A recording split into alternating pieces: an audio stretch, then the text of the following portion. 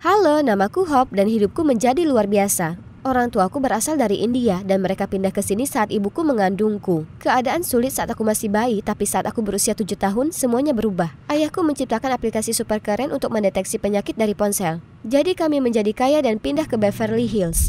Kana, lihat, rumah besar di sana itu milik Rihanna. Ya Tuhan, Rihanna benar-benar tetanggaku. Wah, Beverly Hills adalah surga. Tapi ada satu masalah kecil. Aku tidak punya teman. Kami pindah selama musim panas, jadi aku harus menunggu 3 bulan untuk bertemu anak-anak di sekolah baruku. Aku sangat bosan di rumah besar ini. Suatu hari aku memutuskan untuk pergi ke taman bermain. Ada begitu banyak anak bermain dan bersenang-senang. Aku mencoba mendekati mereka, tapi mereka tidak peduli. Jadi aku memutuskan untuk menonton mereka dari atas panjat tebing. Hei, kamu di sana? Aku? Duh, siapa lagi yang jungkir balik seperti monyet di atas sana? Kamu anak baru? Kami sedang bermain putri, ayo bermain dengan kami. Ya! Aku melompat turun dengan cepat hingga hampir terluka. Dan begitulah aku bertemu Meg dan Becky. Aku kaget saat mengetahui bahwa Becky adalah tetanggaku. Rumah kami bersebelahan dan aku benar-benar bisa berbicara dengannya dari balkon. Meg di sisi lain tinggal di ujung jalan, jadi kami memutuskan untuk bertemu setiap sore dan bermain sampai matahari terbenam. Kemudian sekolah akhirnya dimulai dan kami menjadi trio yang ikonik. Becky gadis tercantik dengan rambut pirang, gigi sempurna sehingga tidak perlu kawat gigi. Meg gadis aktif dan atletis, seorang jenius sepak bola dalam kata-katanya. Sementara aku gadis baru misterius yang berteman dengan 2 gadis paling populer di sekolah. Dan semuanya tetap baik-baik saja saat kami masuk SMA bersama. Aku bukan lagi gadis baru misterius. Popularitas bukanlah hal yang kuinginkan. Aku senang sekali bisa menemukan tempatku di Tech Club. Hey Hop, Meg mengajak kita ke mall sore ini. Kamu mau ikut? Oh, tidak bisa. Keluargaku merayakan Diwali hari ini. Diwali kedengarannya seru. Bolehkah aku ikut? Kami belum pernah mengundang orang non-India untuk festival Diwali sebelumnya. Tapi karena kamu sahabatku, kurasa ibu tidak keberatan. Yeay! Ngomong-ngomong, aku punya sesuatu untukmu. Ini, kapanpun kita dekat, akan bersinar seperti ini. Wow, kamu yang membuatnya? Lihat, kamu benar-benar berbakat. Kalau kamu mau, Becky, kita sudah bicara ini. Bergabung dengan Tech Club sudah cukup bagiku. Sekarang mari kita mulai sebelum ibuku memarahi kita berdua. Becky segera datang dan dia sangat bersemangat. Dia membantu kami mendirikan tenda, membantuku memakai sari, dan bahkan ikut berdoa. Semua orang senang dengan kehadirannya. Diwali berjalan dengan baik. Ibuku sangat senang mengajari Becky tentang budaya India. Sore harinya, hujan deras mulai turun, jadi Becky menginap semalam. Kami sedang minum teh di ruang tamu ketika aku dengar suara ketukan keras di pintu. Aku membuka pintu dan ternyata Meg basah kuyup karena hujan. Ya Tuhan, Meg, kamu baik-baik saja? Becky bilang untuk menunggu kalian di taman. Aku sedang menunggu ketika hujan mulai turun. Aku ke rumahnya dan diberitahu kalau dia di sini seharian. Kenapa tidak memberitahuku? Oh tidak, Meg, aku minta maaf. Aku lupa kirim pesan. Kamu lupa? Kita sudah berteman sejak kita masih memakai popok. Tetapi saat Hop muncul, kamu meninggalkanku. Itu tidak benar. Apa itu di pergelangan tanganmu? Hop juga? Gelang persahabatan, aku bisa membuatkannya untukmu jika kau mau. Jadi begitu caramu memandangku selama ini, hanya tambahan. Meg, tunggu. Dia tidak berhenti, tapi berjalan lurus ke arah hujan dan semuanya berubah sejak hari itu. Kami coba berdamai di sekolah, tapi dia bersikap seolah kami tidak terlihat berhari-hari. Dan bahkan memulai kelompok baru dengan tim sepak bolanya. Becky yang malang, dia tampak sangat terluka. Wah, kalau bukan karena burung cinta, katakan padaku Becky bagaimana rasanya digantikan. Sakit kan? Kami mengerti, kau menemukan teman baru, tidak perlu menyombongkannya di depan kami. Ah, Hop, apa kau belanja di Goodwill lagi? Apa di rumah baik-baik saja? Kurasa gelandangan yang meminjam mantel ini darimu membutuhkannya kembali. Ingatkan kami, Meg, apa ibumu masih perlu potongkan daging kecil-kecil sebelum kau makan?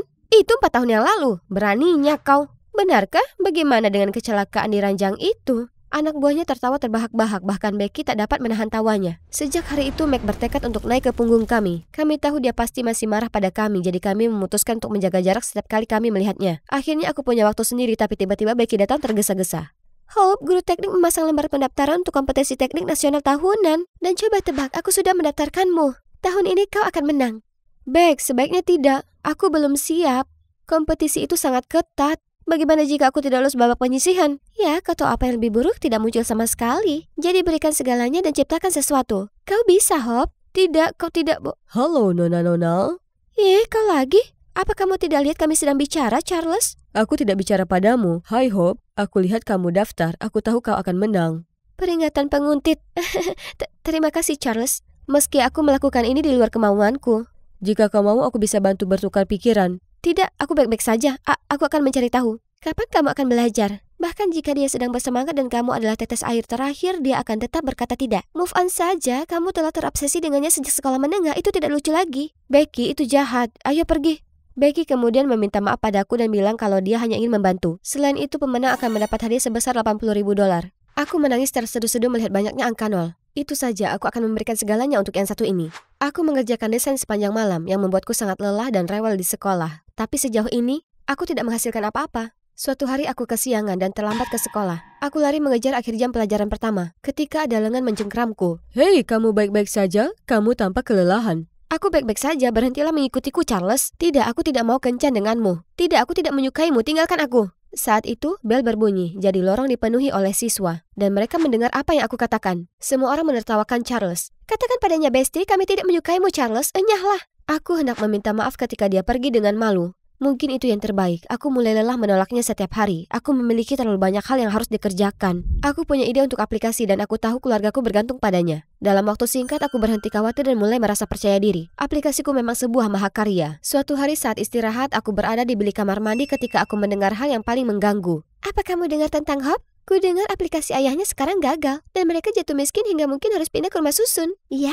aku mendengarnya. Siapa yang mengira bahwa Hop yang agung dan perkasa dulunya tinggal di rumah susun? Sungguh tragis. Kepalaku berputar, masalah keluargaku adalah rahasia. Siapa yang beritahu mereka? Penyihir Meg itu?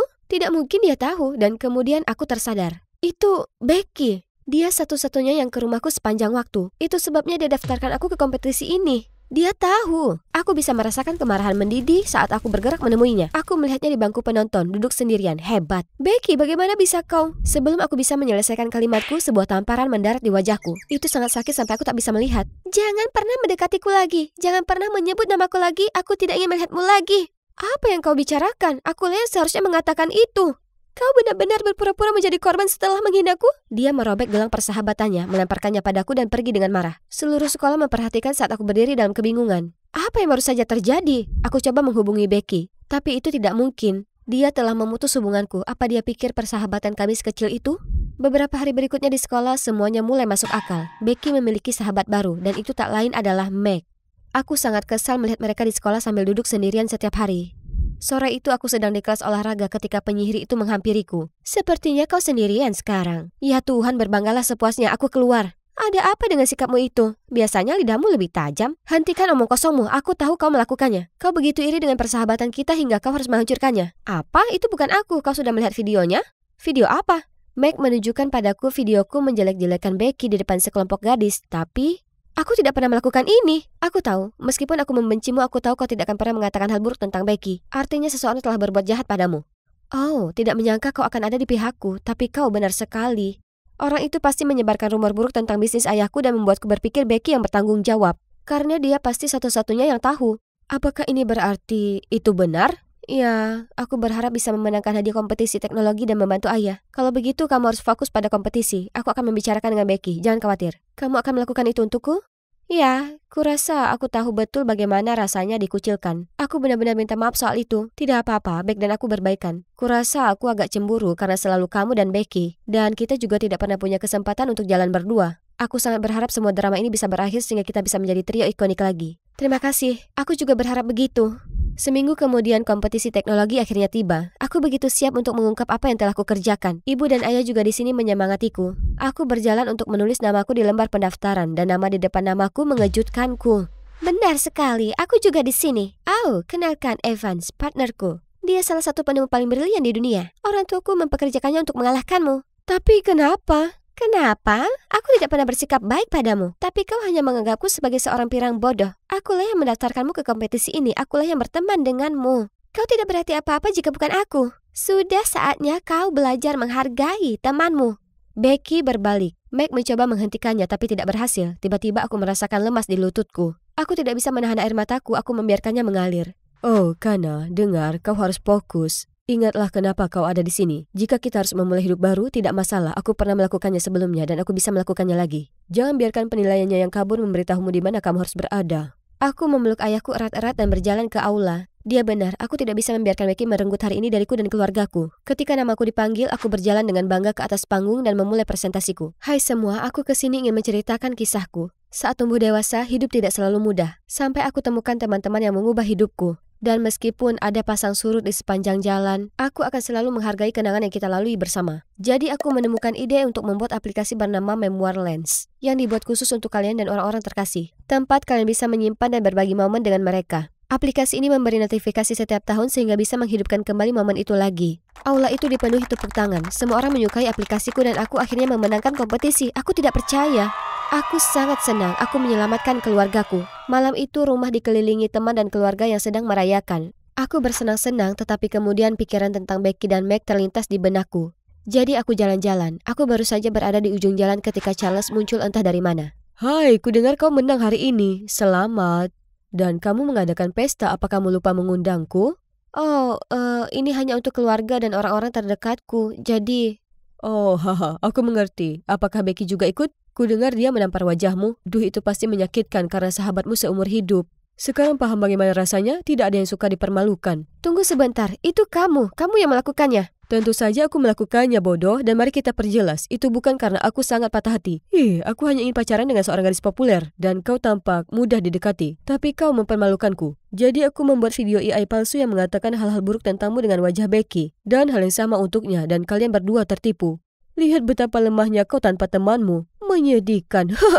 Dengan segala kemarahan dan rasa sakit, aku mencengkram ke meja Charles dan menamparnya dengan keras. Aku siap memukulnya tapi dia lari terbirit-birit tertawa seperti seorang psikopat. Aku lari ke rumah Becky. Aku harus katakan yang sebenarnya. Aku menggedor pintu lalu dia membukanya. Itu Charles, dia membuat video palsu untuk memisahkan kita karena kita mempermalukannya. Apa? Kau mengarang ini untuk memperbaiki keadaan? Ini tidak akan berhasil. Selesai. Tidak, tunggu. Dia tidak berbohong. Aku mendengar Charles mengaku. Aku bahkan merekamnya. Kebetulan mereka di depan rumahku. Becky menonton video itu dan mulai tersadar. Ya Tuhan, si idiot itu. Oh, Hope, aku minta maaf. Seharusnya aku mendengarkanmu. Dan aku mengatakan semua hal buruk itu padamu. Oh, aku terlalu malu pada diriku sendiri untuk menghadapimu. Tidak apa-apa, Becky. Aku hanya merindukan temanku. Dan kebetulan aku tahu kau menarik diri dari kompetisi karena kau tak bisa melakukan itu padaku dan keluargaku. Aku sangat menyesal telah mencoba melakukannya. Lalu kami berdua tertawa. Hey, Meg, kenapa kau berdiri di sana tercengang? Rasanya seperti aku menjadi orang ketiga bagi kalian. Aku akan pergi saja, jadi kalian bisa bersenang-senang. Kau bicara apa? Meg, kau bagian dari kelompok ini dan kali ini kami tidak akan membiarkanmu pergi. Ya, kalau bukan karenamu, kami mungkin masih akan bertengkar sekarang. Jadi kemarilah. Aku merindukan kalian. Maaf karena terlalu begitu jahat. Sekarang sudah tak apa. Sekarang kita buat Charles yang cengeng itu membayar semua ini.